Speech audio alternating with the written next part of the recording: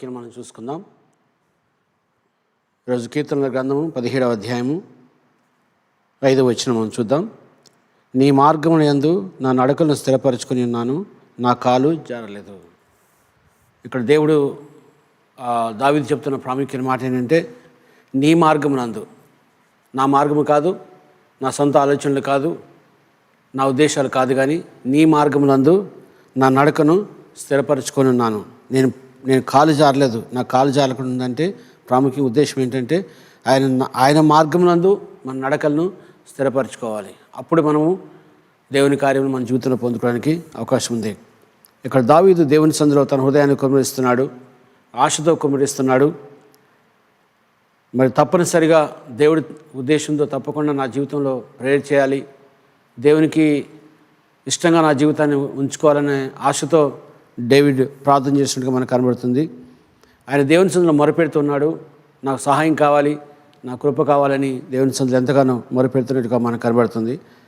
దావీదు తెలుసు, మనిషి యొక్క జీవితం తెలుసు, మనిషి ఆలోచనలు, ఆయన ఉద్దేశాలు తెలుసు. కాబట్టి ఆయన మనిషి యొక్క నేచర్ తెలుసు, ఆయనకి ఎంత వ్యర్థంగా ఉంటాయో, మనిషి యొక్క స్వభావం ఎలా ఉంటుందో ఆయనకి తెలుసు. కాబట్టి దేవుని సన్నిధిలో ప్రార్థిస్తున్నాడు. అందుకే అంటున్నాడు, నా మార్గముల యందు, నీ మార్గముల యందు నా నడకను స్థిరపరచుకున్నాను. నీ మార్గములందు నా నడకను స్థిరపరచుకున్నాను. మరి ఎప్పుడైతే దేవుని మార్గంలో నడుస్తామో మన నడక, మన ఆలోచన, మన ఉద్దేశాలు, మన మాటలు అన్నీ కూడా సరిగ్గా ఉంటాయని దేవుని వాక్యం తెలియజేస్తుంది. అందుకే దావీదు దేవుని దృష్టిలో ఎంతో యథార్థంగా, దేవునికి ఇష్టంగా ఉన్నటువంటి మరి ఉన్న వ్యక్తిగా ఉన్నాడంటే కారణం ఏంటంటే, ఆయన జీవితంలో ప్రతిసారి కూడా ఆయన ప్రతిసారి కూడా ఆయన దేవుని సన్నిధిలో స్ట్రైవ్ చేస్తున్నాడు, అంటే యత్నం చేస్తున్నాడు, ప్రయత్నం చేస్తున్నాడు. ఎలాగైనా సరే దేవునికి ఇష్టడిగా జీవించాలి, ఎలాగైనా దేవుని నమ్మకంగా జీవించాలి, ఎలాగైనా దేవుడిని సంతోషపెట్టాలి అనే జీవితం ఆయన దావీదు జీవితంలో మనకు కనబడుతుంది. ఎందుకంటే అలా ఉన్నాడు కాబట్టి ఆయన దేవునికి ఇష్టడిగా ఆయన జీవిస్తున్నట్టుగా మనకు కనబడుతుంది. అందుకే మన జీవితంలో మనం ఎప్పుడు కూడా దేవుని యొక్క మార్గం చొప్పున నడవటం చాలా ప్రాముఖ్యం. మరి దావీదు ప్రార్థన చేస్తున్నాడు, దేవుడు అంటున్నాడు, ఆయన దేవా నన్ను జ్ఞాపకం చేసుకో, నన్ను నడిపించు, నా ఆలోచనలు అన్నింటినీ కూడా మీరు స్థిరపరచమని దేవుని సన్నిధిలో ప్రేయర్ చేస్తున్నాడు. అందుకే ఆయన మార్గంలో మనం నడకలు స్థిరపరచుకోవాలి. మనం ఆయన మార్గంలో స్థిరపరచుకుంటే మన కాలు జారకుండా మనము ఉంటామని దేవుని వాక్యం తెలియజేస్తుందండి. అదేవిధంగా యోబు గ్రంథం చూద్దాం, 23వ అధ్యాయము. యోబు గ్రంథము 23వ అధ్యాయము 11వ వచనం చూస్తే, నా పాదములు ఆయన అడుగుజాడు విడవక నడిచినవి, నేను ఇటువంటి తోలక ఆయన మార్గమును నేను అనుసరించుతాను అంటున్నాడు. ఇక్కడ డేవిడ్ మన యోబు చూసినట్లయితే, ఆయన జీవితాన్ని చూసినట్లయితే,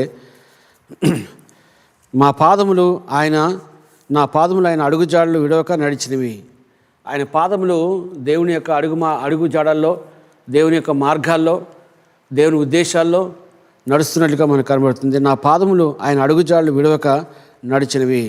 అందుకే మరి యోబు లైఫ్ చూసినట్లయితే, యోబు జీవితాన్ని చూసినట్లయితే ఆయన జీవితము పరిపూర్ణంగా ఉన్నది. ఎందుకంటే ఆయన దేవుని మార్గాల్లో ఆయన నడుస్తున్నాడు కాబట్టి, దేవుని ఉద్దేశాలు ఆయన నడుస్తున్నాడు కాబట్టి తప్పకుండా మరి ఆయన పాదములు అడుగుజాడలు విడవక నడిచినవి. ఆయన దేవుడు ఏదైతే చెప్తున్నాడో దాని ప్రకారం నడుచుకోవడానికి మరి యోబు ఆయనకు అర్థం చేసుకున్నట్లుగా మనకు కనబడుతుంది. అందుకే మన జీవితంలో దేవునికి ఇష్టమైనవి, దేవునికి సరైనవి మరొకసారి మనం చేసినట్లయితే తప్పకుండా మన జీవితంలో గొప్ప కార్యాలు పొందుకోవడానికి అవకాశం ఉంది. To do what is right, దేవుని దృష్టిలో సరైనవి, అండ్ వాట్ ఈస్ ప్లీజింగ్, దేవుని దృష్టిలో ఇష్టమైనవి, దేవునికి ఇష్టమైనవి మనకు జరిగించినట్లయితే అప్పుడు తప్పకుండా దేవుడు మన జీవితంలో లేచి తప్పకుండా మన కార్యములను స్థిరపరచడానికి దేవుడు ఎప్పుడు ఆశ కలిగి ఉన్నాడు. అందుకే నీ మార్గమునందు నా నడకను స్థిరపరిచున్నాను, నా కాలు జారలేదు, నేను జారిపోకుండా, నేను పడిపోకుండా దేవునికి ఇష్టడిగా నా జీవితాన్ని జీవిస్తున్నట్టే. కారణం ఏంటంటే మనము దేవుని మార్గమునందు నడుచడానికి చాలా ప్రాముఖ్యం. దేవుని మార్గంలో నడిచినట్లయితే తప్పకుండా మన జీవితంలో గొప్ప కార్యాలు జరుగుతాయని దేవుని వాక్యం మరొకసారి జ్ఞాపకం చేసుకుందాం. ఈరోజు మరొకసారి ఈ దినము దేవునికి అర్పించుకుందాం. ఈరోజు మాత్రం కాదు కానీ ఇంకా రాబోయే దినములన్నింటిలో కూడా దేవునికి ఇష్టడిగా, దేవునికి నమ్మకమైన వాడిగా, దేవునికి ఆయన యొక్క నామాన్ని మహింపరిచే విధంగా నా జీవితం ఉండాలి. మరొకసారి దేవుని సన్నిధిలో ప్రేయర్ చేసుకుని మరి దేవునికి అప్పగించుకుందాం, ప్రార్థన చేసుకుందాం. మహోన్నతుడా, మరొకసారి మమ్మల్ని మీ చేతులకు అప్పగిస్తున్నాను తండ్రి. ప్రభా, మరొకసారి ఈ యొక్క దైవజనులు ప్రభా తను మీ సన్నిధిలో వారు ప్రార్థన చేసిండగా తండ్రి, దావీదు ప్రభా మరి మీ మార్గం నందు ఆయన నడకను స్థిరపరిచాడు కాబట్టి ఆయన కాలు జారలేదంటుండగా ప్రభా తండ్రి, దావీదు ప్రభా మీకు ఇష్టడుగా జీవించాడు ప్రభా. ఎప్పుడు మిమ్మల్ని సంతోషపెట్టాలని జీవితాన్ని జీవించినట్లుగా మాకు కనబడుతుంది. కాబట్టి ఈరోజు మేము కూడా ప్రభా అటువంటి జీవితాన్ని కలిగి ఉండాలని, మీ మార్గంలో మా జీవితాన్ని నడవాలని ఆశపడుతూ తండ్రి, మమ్మల్ని అందరినీ మీ చేతులకు అప్పగించుకుంటూ ఈ దినమంతా మాతో ఉండి మమ్మల్ని నడిపించమని మీ కృపలో భద్రపరచని ప్రార్థిస్తూ సమస్తాన్ని మీకే మహిమ చెల్లిస్తూ ఘనతా ప్రభావం మీకు ఆరోపిస్తూ యేసుక్రీస్తు పరిశుద్ధ నామములో అడిగి వేడుకొనిచున్నాము తండ్రి. Amen. God bless you all.